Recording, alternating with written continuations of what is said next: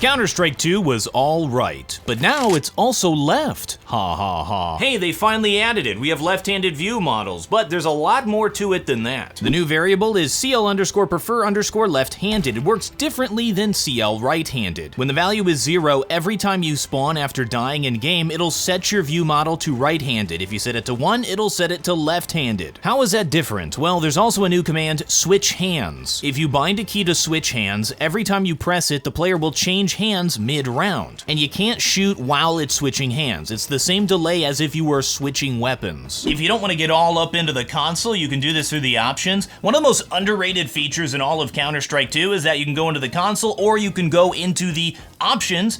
You can type something and it automatically searches and filters what you're looking for. So we go in here, we type left.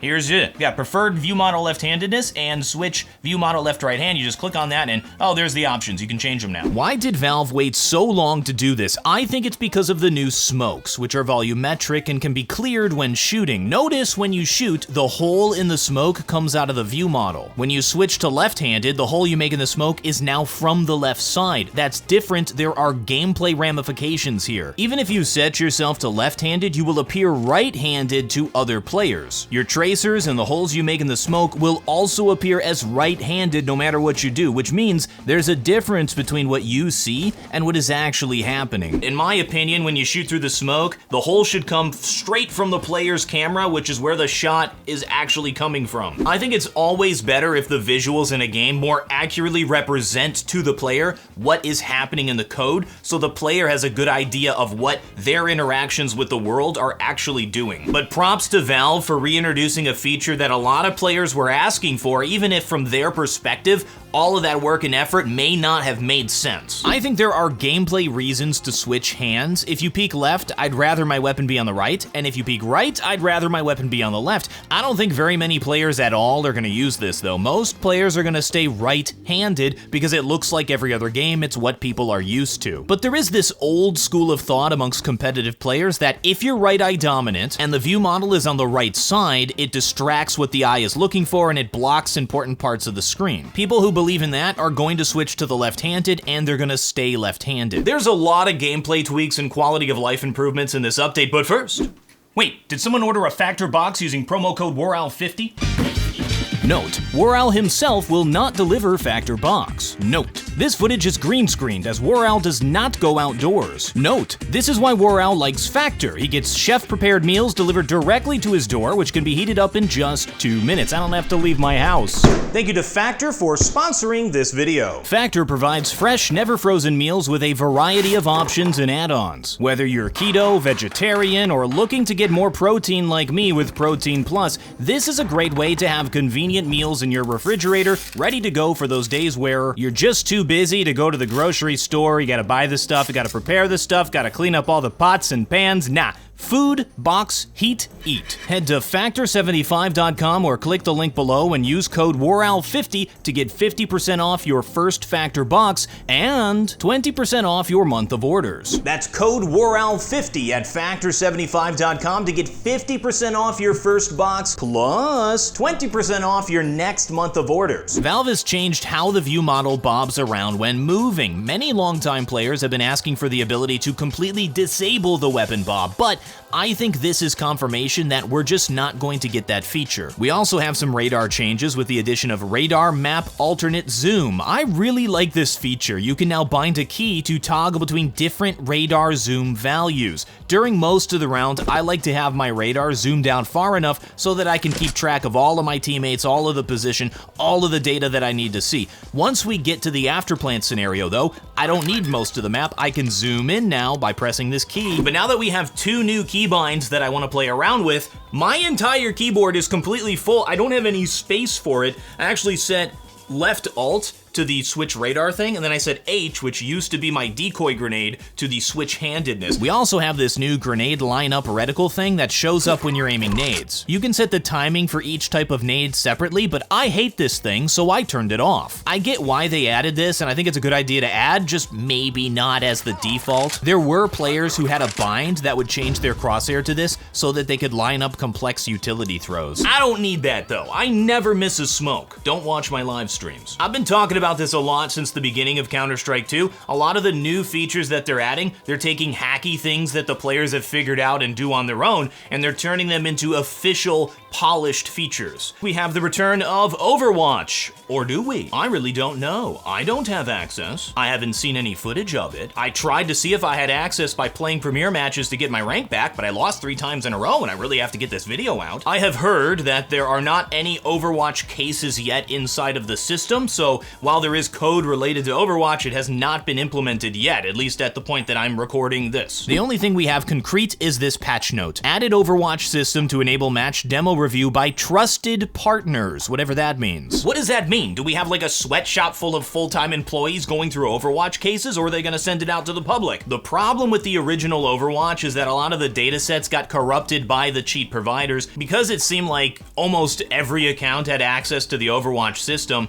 they were able to make bots to go through and just corrupt all the data sets. And since we have a feedback loop between human interaction and an AI anti-cheat, you corrupt one part of that system and all the data sets are not usable at that point. If I were to reintroduce Overwatch, which I am not a secret Valve employee, I'd make sure to tighten down on who gets access to it. Overwatch is a good thing. I think it's really important to give me some new YouTube content. I mean, to get the blatant cheaters out of there between vac waves. Weapons on the ground now show the actual weapon and not people's stupid custom name tags. Thank you, a small but nice touch. There's now wings in the kill feed for if you get an in-air kill. Thank you, Valve. Very cool. And the escape menu now has the scoreboard. Thank you, Valve. Very cool. You can now see weapons that have been dropped by teammates. I guess this is one for teams of people who aren't using voice chat maybe to communicate, or know the universal sign of crouching means give me weapon. Or maybe it's to justify putting water in a spawn so that when you drop your weapon on the ground, it's just gone. There's also a notification of the amount of money you're gonna have next round. You don't gots to do no math or think of nothing. There's a huge quality of life improvement. You can now launch private matches with your friends. Simply make a lobby, invite your friends to it, and then queue for practice or workshop maps, and you'll be thrown into a server together. Huge win! I've been spinning up my own server every time I needed to do anything. Like, for example, for this video, I needed to see and I needed to check if the shooting through smokes and left-handed and right-handed thing was gonna be client-side or not.